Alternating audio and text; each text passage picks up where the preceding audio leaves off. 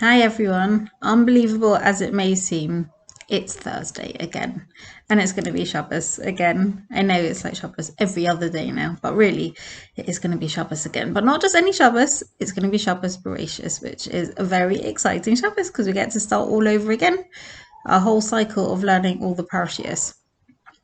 Now, if you've read Bereishis, which probably most people have at some point, even if it was way back in reception when you first started learning the Torah, it's a very strange Sedra.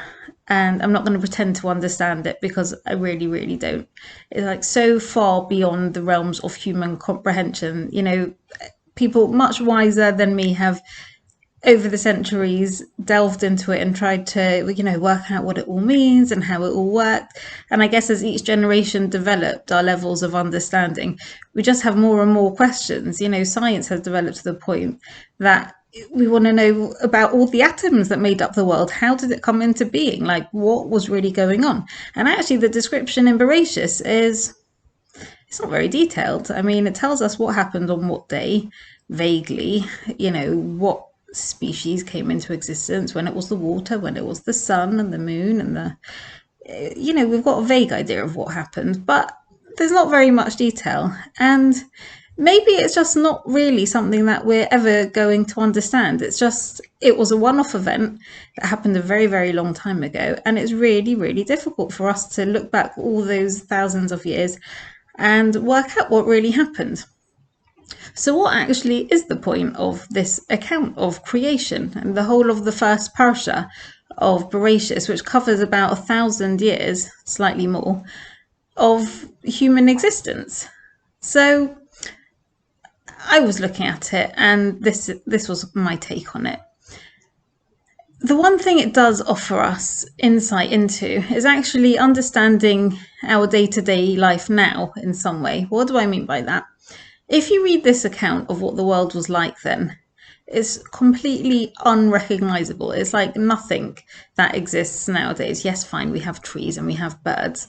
But if you think about what a human being would experience in his lifetime, it just seems like a completely different setup. And even for Adam, the first man, he lived for 930 years. And in that time, he saw the ninth generation after him. He was still alive when Noah's father, Lamech, was born. Like, nowadays it's very special if you get to see your grandchildren, even great grandchildren, and sometimes even great great. But this is great great great great great great great great, going down 9 generations. Can you imagine being able to speak to your ancestors from 1,000 years ago to find out what life was like back then? But that was the level of interaction they would have had, which is incredible. And you see throughout the Parsha how much life kept changing, because Adam was actually created outside of Gan Eden, the Garden of Eden, and then he was brought into this spectacular, magical garden that we speculate about, and even now we wonder what it was like, and it sounds so amazing and tropical and magical and like nothing we've ever experienced.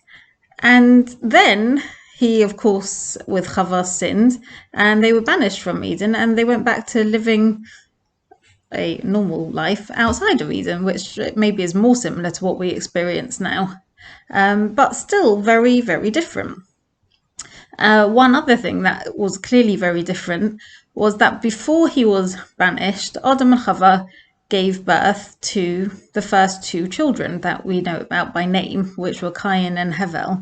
But actually, the Medrash, the Gemara, explain that alongside each of those boys, Cain had one sister who was born alongside him, and Hevel had two sisters that were born alongside him. And the way it is put is that 2 people went to bed and 7 people came out of the bed. So what does this mean? She conceived and gave birth all in one day. Now, at first when I read that, I was like, wow, that's amazing. Before the curse of Chava, when she sinned with the snake and the apple and the tree, probably not an apple really, but the tree of knowledge, she ate the fruit. we know that her punishment was that she would have, difficult pregnancies and difficulty in childbirth, and it would all be painful. And, we are still reaping the benefits nowadays. But back then, before all that happened, she'd actually already given birth to 5 children. And she had no pregnancy. It all happened in one day. So when I was first reading that, I was like, wow, that's amazing. She didn't have an achy back. She didn't swell up like that. And, all the stress and all the tiredness, she missed out that 9 months. But then I was thinking, I've actually got twins. So I did go from one day to the next having 0 children to 2 children. But I can't imagine not having had that, 6 months of preparation to get my head around it. Can you imagine just suddenly waking up the next morning with 5 children? That's crazy. So even though it was a curse, in some ways, pregnancy and being able to prepare for the birth of your child is in some ways a blessing. Yes, it's difficult, but you can also see the benefits. So it seems like there was kind of a plan A and a plan B. And in terms of their existence, plan A was that they would live in Gan Eden, but plan B, which is what eventually happened, was that they were banished, and then life as we know it, that became the norm. So again, there was an original plan and then what actually happened. And in terms of, if you read through all these generations that are listed in this week's Sedra, their lifespans were incredible. It was fairly common for people to be living well into the hundreds, 500 years, 700 years, 900 years. The oldest man was 969. That was Mesushelach. Can you imagine having a lifespan like that? And again, it seems like it's a curse that we've had our lifespan shortened. But I found myself thinking, if I had all that time, I don't think I'd ever accomplish anything. I'd always say, well, I could just put it off till the next decade or the next century. Why do I need to do it now? In a way, the fact that our time is somewhat more limited, it gives us a bit more of a focus. So yes, there was a plan A, and yes, we are living now plan B, but they're 2 different ways of being. But is one necessarily better or worse? I don't know. I think there are pros and cons. And when we start to think about all of this, I think life is really like that. Everyone's life, everyone's day-to-day life, you have in your head what you think is going to happen, or what you would like to happen, or what you plan to happen. And very often life doesn't pan out the way you think it was going to. And you find it frustrating, you find it painful, you find it annoying, upsetting, because, you had this idea of what was going to be, and then it turned out to not be that. And I don't think there's anyone who 2 years ago could have predicted how their life would be looking now. So much has changed in the last 2 years. And yes, it was scary and it was painful and difficult, and one didn't know from one day to the next how your life was going to be, or who was going to become ill, or who was going to lose their job, or even what your daily schedule would look like, or what food you'd be able to get into your house. Life has been completely crazy and completely unpredictable. And yet, looking back over the last year or so, there definitely have been some benefits to it. So yes, we're definitely living plan B. No one planned for this. But at the same time, my husband now works 3 days in the office and 2 days at home. His company would never have come up with a solution like that a couple of years ago. They would have said, no, everyone has to have FaceTime in the office, because otherwise no one's going to get any work done. And now we know that actually you can get plenty of work done, and you don't have to be sitting in meetings all day long and jetting all over the world to meet this guy and that guy. And, you can do it all from the comfort of your own home and still be very productive. And we got to know our neighbours. There's so many people that if you weren't all taking out your rubbish at the same time and kind of lingering and going for walks around the block because there was nothing else to do, you'd never have met them. You'd never even have got to know them. Everyone suddenly became so dependent on their own WhatsApp groups and got to know their neighbours, and, who was isolating and who wasn't isolating, and can I borrow this from you, and are you going to the shops? And, this week it's all about where's the petrol station open and who's got petrol. We're so dependent on each other, but in a really nice, positive way. And maybe that would have been an opportunity that we miss out on. So, we wouldn't have asked for any of this in any way. But at the same time, you see that often plan B turns out in some ways to be positive in a way that you couldn't have envisioned or imagined. And that brings me to me, because the last year I've been doing these Parsha videos, and I don't think it would ever have occurred to me to do these.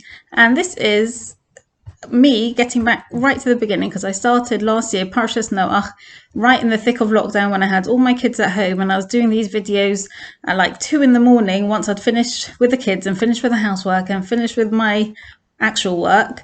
And now I can get it done slightly earlier in the evening once the kids are in bed. But I've really enjoyed it, and I don't think I would have ever thought to do this. And it's been amazing because I've got to know so many people and hear insights from so many people with different messages and different thoughts, and sharing ideas and sharing support, which has been so nice. And it's put me in touch with people that maybe I'd lost touch with, and also new people that I didn't even know, and people that I'm still yet to meet, but they might live on the other side of the world, which is really, really special. So I think sometimes, the benefit of hindsight is that sometimes somewhere along the lines you suddenly realize that the thing that you thought had gone wrong actually worked out for you. It could be that the job that you never got, you ended up with a much better job, or it could be that the guy that you never married wouldn't have been right for you in the long term.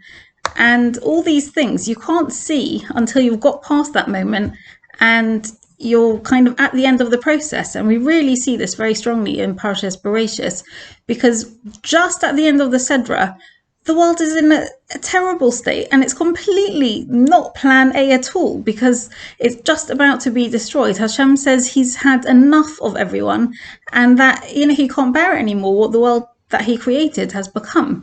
And finally, the redeeming feature was this guy Noach, who's born just at the end of Parshas Bereishis, and he's about to change the world.